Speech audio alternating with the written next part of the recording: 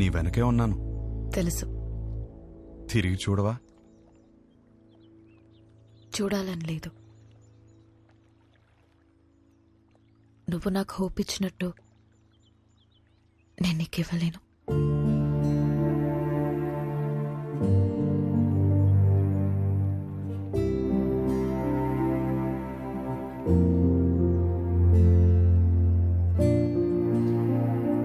నువ్వెవరివో, నా గురించి ఏం తెలుసుకున్నావో తెలీదు. నాకప్పుడు 16 ఏళ్ళు ఉండుంటాయి. మా నాన్నని ఒకసారి వేరే ఆవిడతో చూశాను.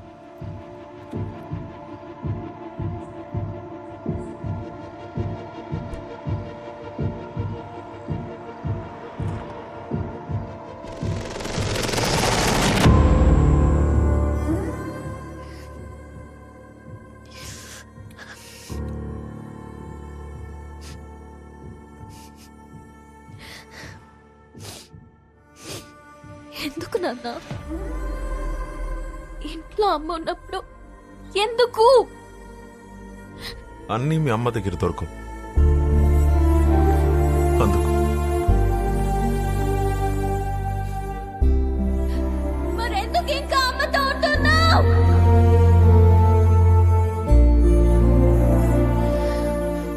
అందుకే విడిపోయిన వాళ్ళని చూసినా నాకు భయం ఉండదు, కానీ కలిసి పక్క పక్కనే బతుకుతున్నారు చూడు,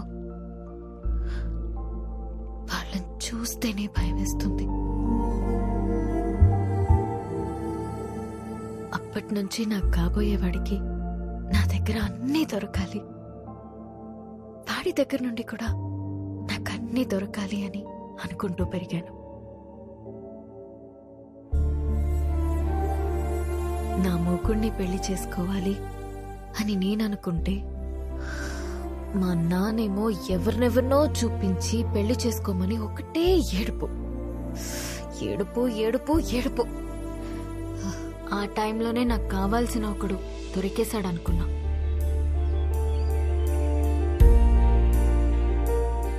తర్వాత అర్థమైంది, తొందరలో నేను కూడా దొరికిన షూ వేసేసుకున్నానని.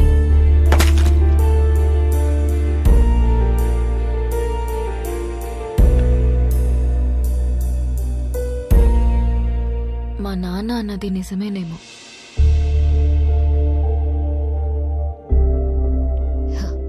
మేబీ అందరిలా ఉండకపోవడమే నా ప్రాబ్లం.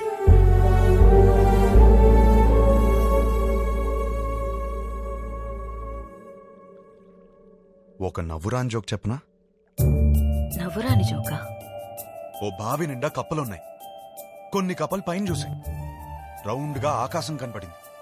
పైనేదో ఉందని ఉత్సాహంగా ఎగరడం మొదలుపెట్టాయి. కిందున్న కప్పలు పైనేమీ లేదు, పైనేమీ లేదు, పైనేమీ లేదు అని చెప్తూనే ఉన్నాయి. ఇది విని విని విని విని ఎగురుతున్న కప్పలన్నీ కిందికొచ్చాయి. కాని ఒకటే కప్ప ఎగురుతూనే ఉంది. ఎందుకో తెలుసా? ఎందుకు? అది చెవిటి కప్ప. నవ్వురాదన్నా? జోక్ అవ్వలేదు.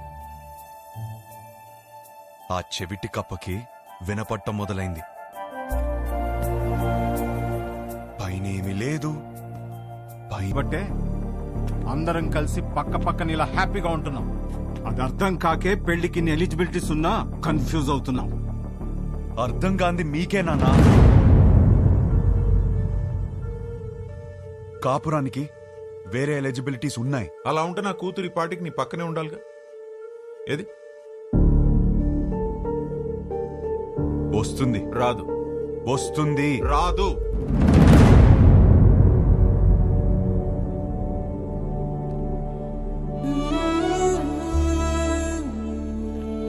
వీడినే నువ్వు కలవబోతుంది. గుర్తుందా పేరు? హర్ష. 3 రోజులు పెళ్లి వాడికి. ఎంగేజ్మెంట్ పెట్టుకుని అప్పుడు నన్ను వచ్చి కలిశాడు. ఇప్పుడు పెళ్లి పెట్టుకుని నిన్ను వచ్చి కలిశాడు. అసలు తిన్నగా రాడా వీడెప్పుడు? అయినా వీడి దగ్గరే నీకు అన్ని దొరుకుతాయని నమ్ముతున్నాను. Is it?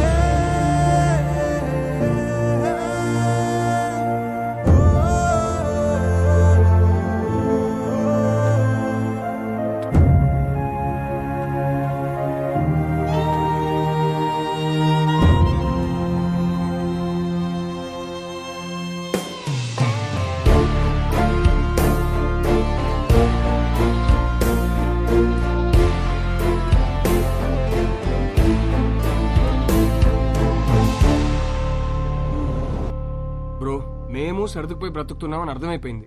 ఇంకేదో దారి ఉందన్నావుగా, అది చెప్పి చావచ్చుగా. అది చెప్తే అర్థం కాదు, ప్రూవ్ చేయాలి. అది ప్రూవ్ చేయాలంటే నా పక్కన విభా ఉండాలి.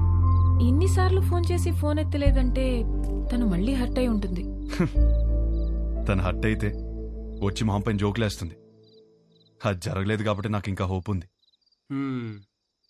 సరే, మాకు టైం అవుతుంది, పక్కనే ఓ పెళ్లికి వెళ్తున్నాం. నిన్న ఎక్కడ డ్రాప్ చేయాలో చెప్పు. ఎవరి పెళ్ళికి బ్రదర్? మేఘా, హర్ష. మేఘా నీకేమవుతుంది?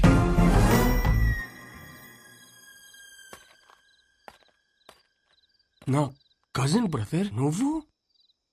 నేను హర్ష బ్రదర్.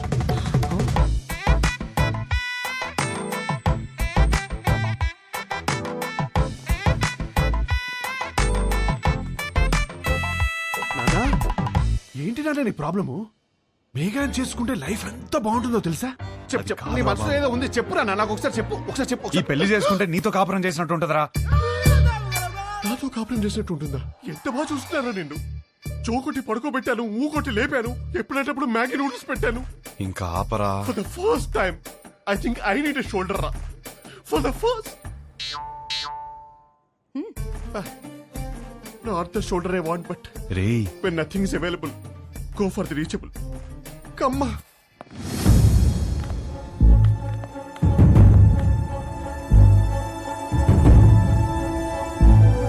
నీకు విభా తెలుసా?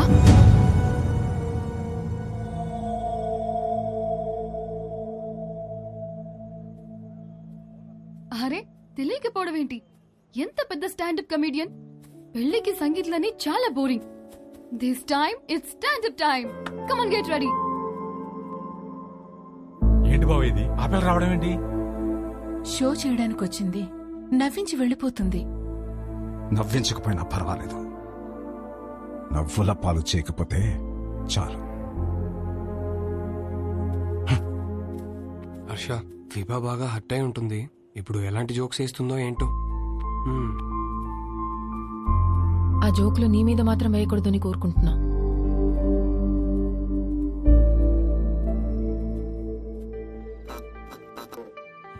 ఇండియన్ హిస్టరీలో, జోగ్రఫీలో, ఫిజిక్స్ లో, కెమిస్ట్రీలో ఫర్ ద ఫస్ట్ టైం పెళ్లిలో స్టాండప్.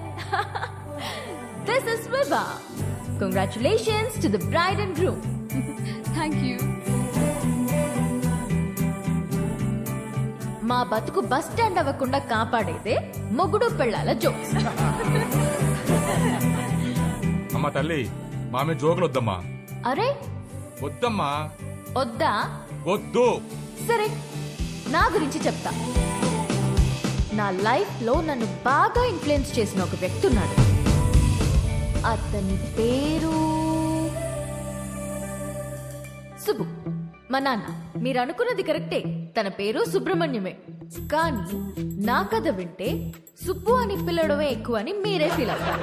రియలీ అంత టార్చర్ పెట్టాడు.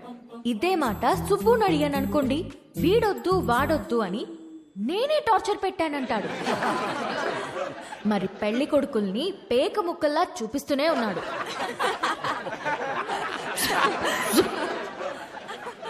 నేనేమో కింగ్ ఎక్స్పెక్ట్ చేస్తుంటే 13 కార్డులో జోకర్లే. 13 జోకర్లనే చూపిస్తుంటే నేనేం చేస్తాను?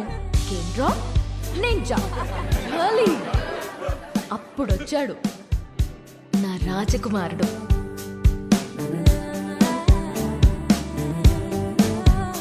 పెళ్ళే వద్దురా బాబు అని నేను తిరుగుతుంటే, కబుర్లు చెప్పుకుందామా, కలుద్దాం అని నాకే తెలియకుండా నా నోట్బుక్ లో రాశాడు. సుబ్బు పంపిన జోకర్ అయ్యుంటాడులే అనుకుని లోలా బైక్ ఎక్కా. వాడు చెప్పాడు కబుర్లు. రోజంతా టైమే తెలియలేదు. దిగాక తెలిసింది వాడు లోలా వాడు కాదు, ఆ బుక్ లో రాసిన అవులాగాడు. సుబ్బు పంపిన వాడికి అంత బుర్ర ఉండదే అనుకుని దమ్ముంటే కలువన్నాను. వాడి సంగతి తేల్చేద్దామని రమ్మన్నా. పెళ్లి విషయంలో నాకున్న భయం పోవాలంటే యూ నీడ్ అ హోప్ అని నా కోసం పింక్ బలూన్ పెట్టాడు. హోప్ అంటే ఎంత బలంగా ఉండాలి! బలూన్ ఇచ్చాడు, అది ఆలోచించుకుంటూ సిటీ మొత్తం తిరిగాను. అప్పుడు తగిలాడు ఒకడు. చుట్టూ పొదలు, మనుషులు లేరు. వెన్నులో వణుకు మొదలైంది. ఏం కావాలరా అని అడిగితే ఒక్క ఛాన్స్ ఇమ్మన్నాడు. ఎలాగో ఎస్కేప్ అయ్యి ఇంటికొచ్చాను గాని వణుకు మాత్రం తగ్గలేదు. ఎవరితోనైనా మాట్లాడితే భయం పోతుందని కాంటాక్ట్ లిస్ట్ మొత్తం వెతికాను. ఎవరికే చేయాలనిపించలేదు. సుబ్బుకి చేద్దామంటే అక్కడికి ఎందుకు వెళ్ళావు, అక్కడేం పని నీకు అని మొదలెడతాడు. నా సిచ్యువేషన్ని అర్థం చేసుకోడు. సడన్ గా ఒంటరిగా ఉన్నానని అనిపించింది.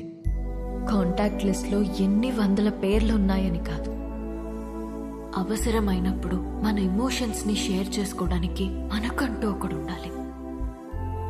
అందుకే పెళ్లి చేస్తారేమో. అప్పుడొచ్చింది మెసేజ్ వాడి దగ్గర నుండి, calm down, you're not alone అని. ఆ ఒక్క మాట నాకు ధైర్యాన్ని ఇచ్చింది.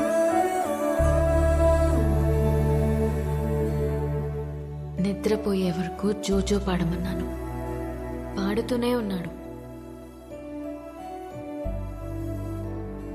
చాలా రోజుల తర్వాత ప్రశాంతంగా పడుకున్నాను. కొన్ని సంవత్సరాలుగా మా నాన్న వల్ల లోపల పేరుకుపోయిన భయాలన్నీ ఒక చిన్న పిట్ట కథ చెప్పి అలా తీసేశాడు.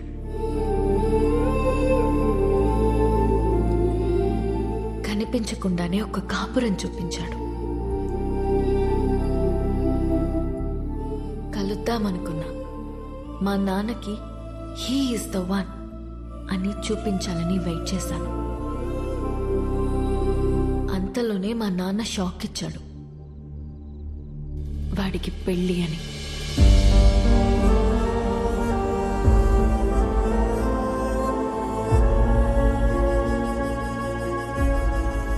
ఎప్పుడూ లేనిది నా కళ్ళల్లో కన్నీళ్లు.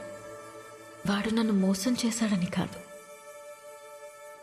ఎప్పుడో నేనన్న మాట పట్టుకుని వాడు నా కోసం వచ్చాడా. నా కోసం ఒకడు పుట్టుంటాడు అనుకున్నాను, కానీ నా మాటల్లోంచి ఒకడు పుట్టొచ్చాడా.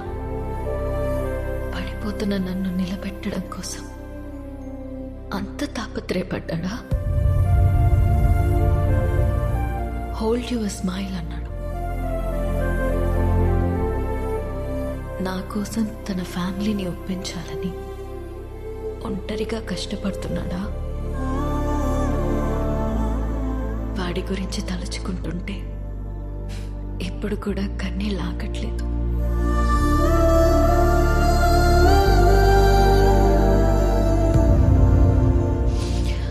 ఇప్పటికిప్పుడు వాడిని హక్ చేసుకోవాలనుంది, కానీ వాడి హక్ నాకు ఈ లైఫ్లో దొరుకుతుందో లేదో తెలియడం లేదు.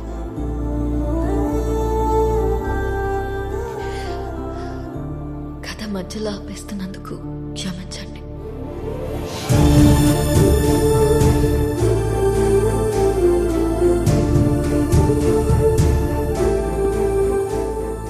ఆగో.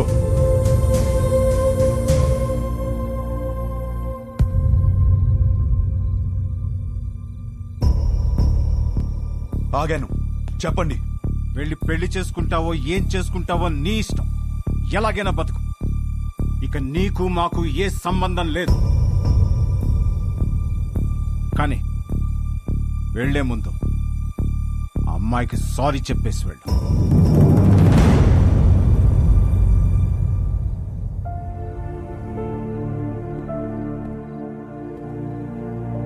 చూడు మేఘా, నీకు సారీ చెప్పాలా లేదా విభాని ఎందుకు పెళ్లి చేసుకోవాలి తెలియాలా?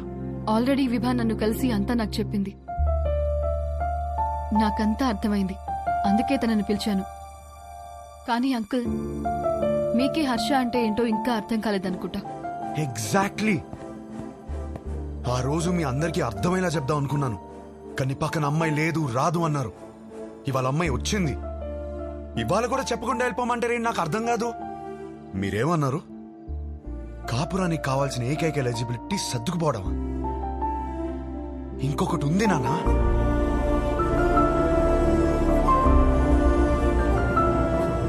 విభా మాటల్లో కనిపించిందే రొమాన్స్.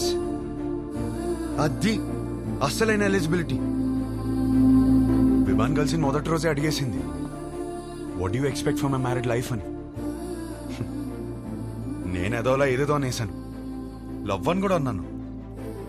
కానీ ఆ తర్వాత తెలిసింది లవ్ కన్నా గొప్పది రొమాన్స్ అని. నా లైఫ్ అంతా రొమాన్స్ తో నిండిపోవాలి. అంటే ఏంట్రా, మీ అంతా రొమాన్స్లు చేయకుండా కాపురాలు చేస్తున్నావా, పిల్లలు కనేస్తున్నావా? మామయ్య మీకు ఎలా చెప్పాలి? మీకు ప్రేమ అంటే అర్థమవుతుంది, రొమాన్స్ అనగానే ఏదో బూతులా మాట్లాడతారని నాకు అర్థం కాదు. రొమాన్స్ అంటే గదిలోకి వెళ్ళి తలుపులేసేసి 10 నిమిషాలు ముగించే పని కాదు. రొమాన్స్ అంటే ప్రేమని చూపించడం. ప్రతి ఒక్కళ్ళు ప్రేమిస్తున్నానని చెప్పేవాళ్లే, కానీ ఎంతమంది ఆ ప్రేమను చూపిస్తున్నారు? ఎరా, ఎవరు చూపించట్లేదని ఎట్లా అంటావు? మేము చూపిస్తున్నాం ఇక్కడ. ఏంటి సార్ ఎలా చూపించారు? గిఫ్ట్ తెచ్చి తీసుకో అని టేబుల్ మీద పడేశారు, అలానా?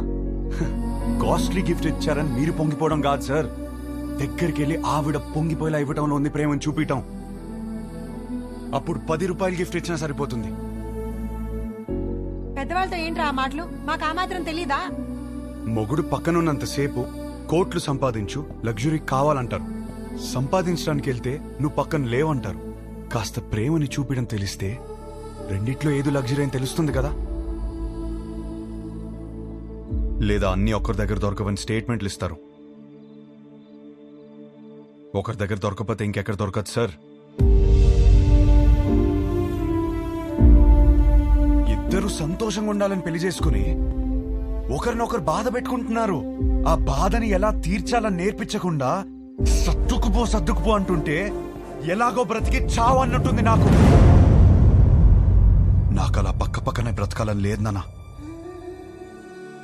నాకు నా వైఫ్తో చాలా అంటే చాలా దగ్గరగా బ్రతకాలనుంది. అలా బ్రతకాలని తెలిసిన అమ్మాయి విభా. కాపురం పాత పడకుండా ఫ్రెష్ గా ఉండాలంటే ఒక గ్రేట్ రొమాన్స్ కావాలని తెలిసిన అమ్మాయి విభా. తన బాడీ తనది మాత్రమే కాదు, వచ్చేవాడిది కూడా అని హెల్దీగా అందంగా ఉంచడంలో ఎంత రొమాన్స్ ఉంది. మొగుడు పక్కనే ఉన్నప్పుడు కబుర్లు పుడుతూనే ఉండాలని ఒక అమ్మాయి కోరుకోవడంలో ఎంత రొమాన్స్ ఉంది. నాకు సన్సెట్ ఇష్టం, ఎందుకంటే నా లైఫ్ పార్ట్నర్ ఇంట్లో వెయిట్ చేస్తుందని ఆశ రేజ్ చేస్తుంది కాబట్టి. ఇలా ఆలోచించడం డర్టీ అయితే కొంచెం డర్టీ మైండ్ ఉండాలి నాన్న. నువ్వేమన్నావు మావయ్య? పెళ్లి చేసుకోవడానికా ఉంచుకోవడానికా? ఉంచుకోవడానికే, దగ్గరగా ఉంచుకోవడానికి. ఇవన్నీ తెలియకే కోర్టులో తలదించుకున్నాను. ఇప్పుడు తలెత్తి చెప్తున్నాను, నా కాపురం బాగుంటుంది. నాకు విభానిచ్చి పెళ్లి చేయండి.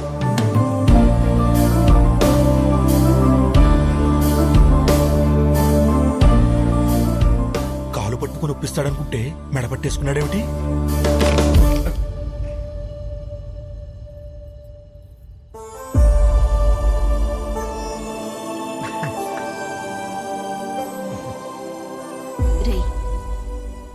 అమ్మాయి బాధపడుతూ ఉంటుంది, వెళ్ళి కబుర్లు చెప్పు, కౌగిలించుకో.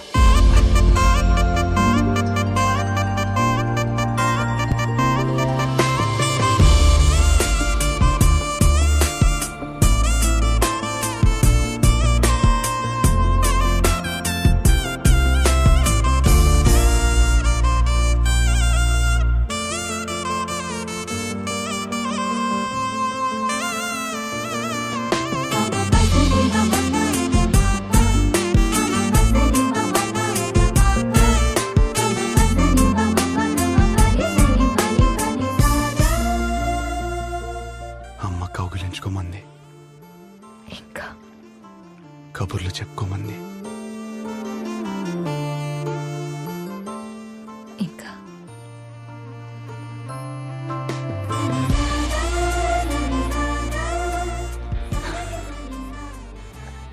నీతో కనీసం 25,000 మీల్స్ కలిసి తినాలి.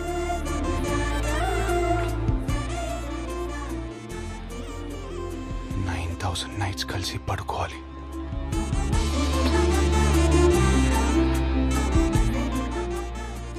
వందల వెకేషన్కి వెళ్ళాలి. అన్నిటికీ మించి కొన్ని లక్షల కబుర్లు చెప్పుకోవాలి.